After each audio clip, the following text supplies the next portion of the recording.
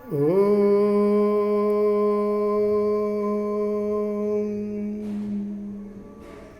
ಶ್ರೀ ಗುರು ಬಸವಲಿಂಗಾಯ ನಮಃ. ಈ ದಿನ ಮಹಾನವಮಿಯ ಮೂರನೇ ದಿನ. ಪ್ರಥಮದಲ್ಲಿ ಗುರು ಬಸವಣ್ಣನವರ ಪೂಜೆ, ಪ್ರಾರ್ಥನೆ ಹಾಗೂ ಅವರ ಜೀವನ ಚರಿತ್ರೆಯನ್ನು ನಾವು ನೋಡಿದ್ದೇವೆ. ಅದೇ ರೀತಿ ನಿನ್ನಿನ ದಿನ ದ್ವಿತೀಯ ಚಿನ್ಮಯ ಜ್ಞಾನಿ ಚನ್ನಬಸವಣ್ಣನವರ ಒಂದು ಪೂಜೆ, ಪ್ರಾರ್ಥನೆ, ಅವರ ಒಂದು ಜೀವನ ಚರಿತ್ರೆಯನ್ನು ನಾವು ನೋಡಿದ್ದೇವೆ. ಈ ದಿನ ತೃತೀಯ ಅಂದರೆ ಮಹಾನವಮಿ ಅಮಾವಾಸ್ಯೆಯಾದಂತಹ ಮೂರನೇ ದಿನ. ಇಂದು ವ್ಯೋಮಕಾಯ ಸಿದ್ಧ ಪ್ರಥಮ ಶೂನ್ಯಪೀಠಾಧೀಶ ಅಲ್ಲಮಪ್ರಭುದೇವರ ಒಂದು ಪೂಜೆ ಹಾಗೂ ಮತ್ತು ಪ್ರಾರ್ಥನೆ, ಅವರ ಒಂದು ವಚನ ಪಠಣ, ಹಾಗೆ ಅವರ ಒಂದು ಜೀವನ ಕಥೆ ಅಥವಾ ಚರಿತ್ರೆಯನ್ನು ನಾವು ನೋಡುವಂಥ ಒಂದು ದಿನ.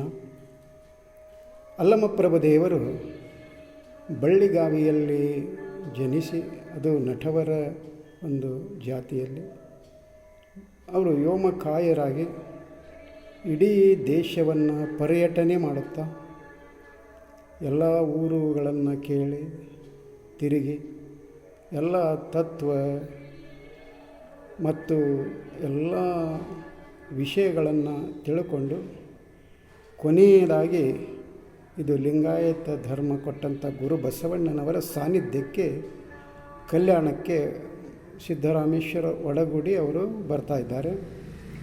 ಅಲ್ಲಿ ಗುರು ಬಸವಣ್ಣನವರನ್ನು ಕಂಡು ಅವರು ಒಂದು ಹರ್ಷದಿಂದ ಅವರನ್ನು ಬರಮಾಡಿಕೊಳ್ತಾರೆ. ಅದೇ ರೀತಿ ಗುರು ಬಸವಣ್ಣನವರು ಅನುಭವ ಮಂಟಪವನ್ನು ಕಟ್ಟಿದರೂ ಸಹಿತ ಆ ಪೀಠಕ್ಕೆ, ಶೂನ್ಯ ಪೀಠಕ್ಕೆ ಯಾರನ್ನೂ ಅಲ್ಲಿ ಪೀಠಾರೋಹಣ ಮಾಡಿಸಿರಲ್ಲ.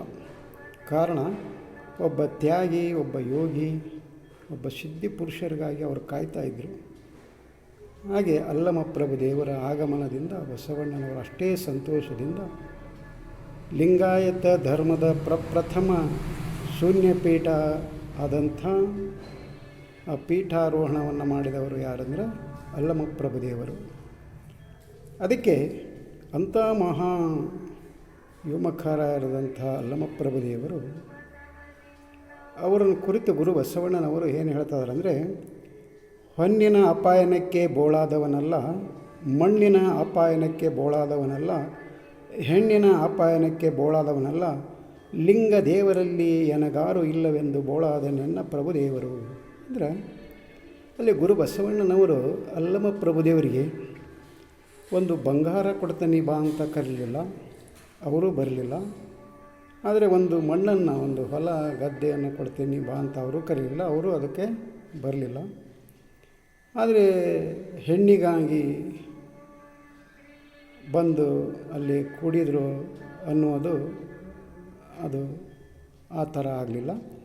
ಆದರೆ ಅಲ್ಲಿ ಅಲ್ಲಮಪ್ರಭುದೇವರು ಯಾಕೆ ಬಂದರು ಅಂದರೆ, ಅಲ್ಲಿ ಗುರು ಬಸವಣ್ಣನವರು ಅನೇಗಾರು ಇಲ್ಲವೆಂದು, ಅಂದರೆ ಅಲ್ಲಿ ಒಂದು ಲಿಂಗಾಯತ ಧರ್ಮವನ್ನು ಕೊಟ್ಟು ಅನುಭವ ಮಂಟಪವನ್ನು ಕಟ್ಟಿ, ಮಹಾಮನೆಯನ್ನು ಕಟ್ಟಿ, ಎಲ್ಲ ಕಾರ್ಯ ಚಟುವಟಿಕೆಗಳು ಅಲ್ಲಿ ನಡೀತಾ ಇದ್ದರೂ ಸಹಿತಕ್ಕೆ ಅಲ್ಲಿ ಅನೇಕ ದುಷ್ಟಶಕ್ತಿಗಳು, ಕುಹಕಿಗಳು, ಸಂಪ್ರದಾಯವಾದಿಗಳು, ಮತೀಯವಾದಿಗಳು ಅದಕ್ಕೇನು ಮಾಡ್ತಿದ್ರು ಅಂದರೆ ಅಡ್ಡಿಪಡಿಸ್ತಾ ಇದ್ದರು. ಅದಕ್ಕೋಸ್ಕರ ಗುರು ಬಸವಣ್ಣನವರು ಏಕಾಂಗಿಯಾಗಿ ಅಲ್ಲಿ ಹೋರಾಟ ಮಾಡ್ತಾಯಿದ್ರು. ಆವಾಗ ಅಲ್ಲಿ ಏನಾಯಿತು ಅಂದರೆ, ಚನ್ನಬಸವಣ್ಣನವರು ಬಂದರು. ಚನ್ನಬಸವಣ್ಣವರ ಜನನದ ನಂತರ ಅಲ್ಲಿ ಅಲ್ಲಮಪ್ರಭುದೇವರು ಅಲ್ಲಿ ಕಲ್ಯಾಣಕ್ಕೆ ಆಗಮಿಸ್ತಾರೆ. ಅಲ್ಲಿ ಗುರು ಬಸವಣ್ಣನವರು ಅಲ್ಲಿ ಧೈರ್ಯವಾಗಿ, ಅಂದರೆ ಇದು ನಾನು ಯಾರು ಹೆದರೋದಿಲ್ಲ ಅಂತ ಹೇಳಿ ಅವರು ಹೇಳ್ತಾ ಇದ್ದಾರೆ. ನಾನೊಂದು ಕಾರಣಕ್ಕೆ ಮರ್ತ್ಯಕ್ಕೆ ಬಂದೆ, ಬಂದ ಬಳಲಿಕೆ ಪರಿಹರಿಸಲಿಕ್ಕೆ ಚನ್ನಬಸವಣ್ಣ ಬಂದನು.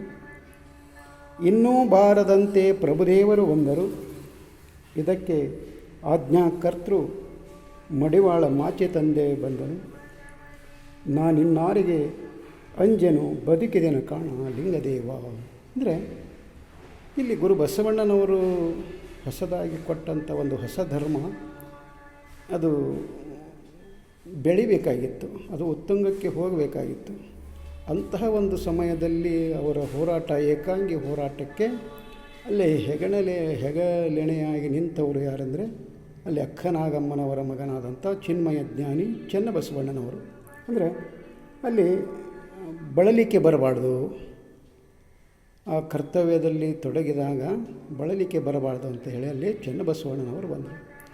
ಹಾಗೆ ಮತ್ತೆ ಚೆನ್ನಬಸವಣ್ಣನವರು ಬಂದ ನಂತರ ಇನ್ನೂ ಬಳಲಿಕೆ ಎಷ್ಟೂ ಬರಬಾರ್ದು, ಮತ್ತೂ ಬರಬಾರ್ದು ಇವರಿಗೆ ಅಂಥೇಳಿ ಅಲ್ಲಿ ಪ್ರಭುದೇವರ ಒಂದು ಆಗಮನ ಕಲ್ಯಾಣಕ್ಕೆ ಆಗ್ತದೆ. ಅದೇ ರೀತಿ ಅವರು ಕಾರ್ಯರೂಪಕ್ಕೆ ತಂದಂಥದ್ದನ್ನ ಆಜ್ಞೆಯನ್ನು ಅದನ್ನೇ ಜಾರಿಗೆ ತರಬೇಕಲ್ಲ, ಅದನ್ನು ಪಾಲನೆ ಮಾಡಬೇಕಲ್ಲ. ಅದಕ್ಕೋಸ್ಕರ ಅಲ್ಲಿ ಯಾರು ಬಂದರು ಅಂದರೆ ಮಡಿವಾಳ ಮಾಚಿ ತಂದೆಗಳು ಬಂದರು. ಹೀಗೆ ಗುರು ಬಸವಣ್ಣನವರು ಅಲ್ಲಮ ಪ್ರಭುದೇವರ ಕುರಿತು ಹೇಳ್ತಾರೆ, ನಾನಿನ್ನಾರಿಗೆ ಅಂಜಲ್ಲ. ಅಂದರೆ ಅಲ್ಲಿ ಚೆನ್ನಬಸವಣ್ಣವರು ಬಂದರು, ಅಲ್ಲಮ ಪ್ರಭುದೇವರು ಬಂದರು, ಆಜ್ಞಾಕರ್ತು ಮಡಿವಾಳ ಮಾಚಿ ತಂದೆಗಳು ಬಂದರು. ಇನ್ನು ನಾನು ಯಾರಿಗೂ ಹೆದರೋದಿಲ್ಲ, ನಾನು ಬದುಕಿದೆ ಅಂತ ಹೇಳಿ ಅಲ್ಲಮ ಪ್ರಭುದೇವರ ಬಗ್ಗೆ ಅವರು ಒಂದು ಹೆಮ್ಮೆಯಿಂದ ಒಂದು ಪ್ರಶಂಸೆಯನ್ನು ಅಲ್ಲಿ ಗುರು ಬಸವಣ್ಣನವರು ಮಾಡ್ತಾಯಿದ್ದಾರೆ. ಅದೇ ರೀತಿ ಅಲ್ಲಮ ಪ್ರಭುದೇವರು ವ್ಯೋಮಕಾಯ ಸಿದ್ಧರು, ಹಾಗೆ ಅನೇಕ ಆಧ್ಯಾತ್ಮಿಕ ಮುಮುಕ್ಷಿಗಳಿಗೆ ಒಂದು ದಾರಿ ದೀಪವಾಗಿ ಒಂದು ಮಾರ್ಗದರ್ಶನವನ್ನು ಮಾಡ್ತಾ ಮಾಡ್ತಾ ಮಾಡ್ತಾ ಮಾಡ್ತಾ ಅವರು ಕಲ್ಯಾಣಕ್ಕೆ ಬಂದು ಕಲ್ಯಾಣದ ಶೂನ್ಯ ಪೀಠವನ್ನು ಅಲಂಕರಿಸಿದಂಥ ಪ್ರಥಮ ಶೂನ್ಯ ಪೀಠಾಧೀಶರು. ಅದಕ್ಕೋಸ್ಕರ ಈ ದಿನ ಮಹಾಲಯದ 3ನೇ ದಿನ ಅಲ್ಲಮ ಪ್ರಭುದೇವರ ಒಂದು ನೆನೆಸುವುದು, ಅವರನ್ನು ಪೂಜಿಸುವುದು, ಅವರ ಪ್ರಾರ್ಥನೆ ಮಾಡುವುದು, ಅವರ ವಚನಗಳನ್ನು ಓದೋದು, ಅವರ ಒಂದು ಜೀವನ ಚರಿತ್ರೆಯನ್ನು ಓದೋದು, ಇದೆಲ್ಲ ನಮ್ಮ ಒಂದು ಭಾಗ್ಯ ಅಂತ ಹೇಳಿ ನಾವು ಎಲ್ಲರೂ ಈ ದಿನ ಅಲ್ಲಮ ಪ್ರಭುದೇವರ ಒಂದು ಪೂಜೆ ಪ್ರಾರ್ಥನೆಯಲ್ಲಿ ನಾವು ಭಾಗಿಯಾಗೋಣ. ಅವರ ಒಂದು ಕೃಪೆಗೆ ನಾವು, ಅವರ ಒಂದು ಅನುಗ್ರಹಕ್ಕೆ ನಾವು ಪಾತ್ರರಾಗೋಣ ಅಂತ ಹೇಳುತ್ತಾ ನನ್ನ ನುಡಿಗೆ ವಿರಾಮ ಕೊಡ್ತಾ ಇದ್ದೇನೆ. ಶರಣು ಶರಣಾರ್ಥಿ.